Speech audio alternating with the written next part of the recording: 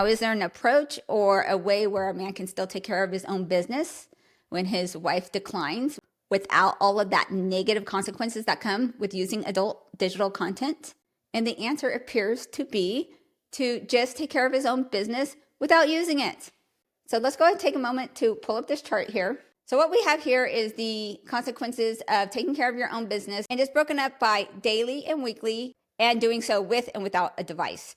What you see here in the red is that there's a lot of negative consequences that come with daily use of adult online content with a device, okay? Every single day with a device, there's going to be a lot of problems. Very easy to see here. But if you go to the same scenario, but now it's only weekly, once a week versus daily, that negative consequence just takes a tank. It goes down from 60% to 20%.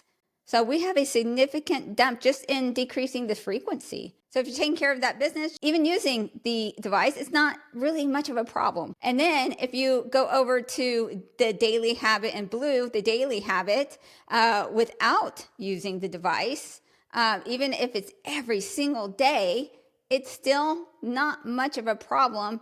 And then finally, if you look in the green, this is if you take care of your business weekly without the use of the device. That area in green, you see how little negative impact come in. So we got to really kind of use some common sense here, guys, of, all right, if you're taking care of yourself every single day with a device, it's going to be a problem.